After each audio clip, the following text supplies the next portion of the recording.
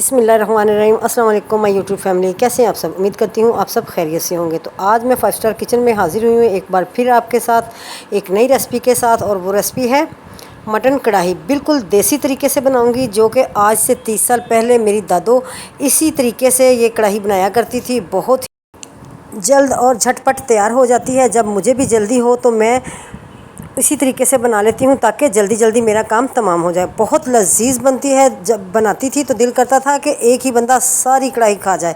तो चलो शुरू करती हूँ अल्लाह के बाबरकत नाम से, जो हमें दिल की गहराइयों तक जानता है। यहाँ मेरे पास तकरीबन एक बड़े साइज़ का प्याज है, 1 से 1.5 प्याज मैंने कटिंग किया, और 2 अदद टमाटर हैं, थोड़ा सा मेरे पास लहसुन है, और 3 से 4 हरी मिर्च हैं।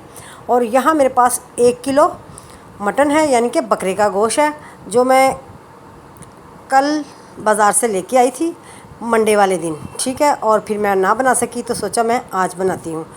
तो वो मैंने फ्रिज में रखा हुआ था, और फ्रिज धो के अच्छी तरह वॉश करके साफ़ करके मैंने फ्रिज में रख दिया। और ये फ्रिज का ठंडा गोश्त है। अब देखना ये कितनी जल्दी झटपट तैयार हो जाएगी। प्रेशर में मैंने गोश्त डाला, उसके साथ ही मैंने 1 गिलास पानी ऐड किया, प्याज, लहसुन, 2 अदद टमाटर और हरी मिर्चें डाल दी। उसके साथ ही ये 1 चम्मच मैंने ब्लैक पेपर डाल दी,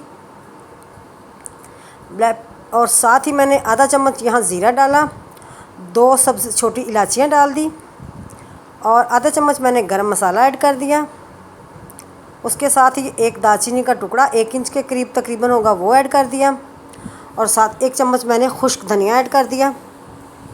नमक जो है वो हस्बे ज़ायका ऐड करना है। और उसके साथ ही यहाँ मैंने 1 टीस्पून हल्दी डाल दी, और हल्दी के साथ ही 1 या आधी टीस्पून जो है वो मैंने सुरख मिर्च क्रश जो है वो डाली, और 3 चम्मच मैंने ऑयल डाल दिए, जिससे मैं हंडिया बनाती हूँ वही चम्मच, और प्रेशर कर देती हूँ बंद।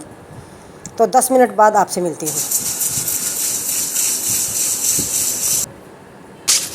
तो यहाँ हमारे 10 मिनट कंप्लीट हुए। अब मैं प्रेशर को खोलती हूँ, पहले इसकी अच्छी तरह जो हवा वगैरह वो निकाल लेती हूँ। तो ये लो जी, हमारी कढ़ाई देखें तैयार होगी। गोश्त पूरी तरह खुल चुका है और पूरी तरह गल चुका है।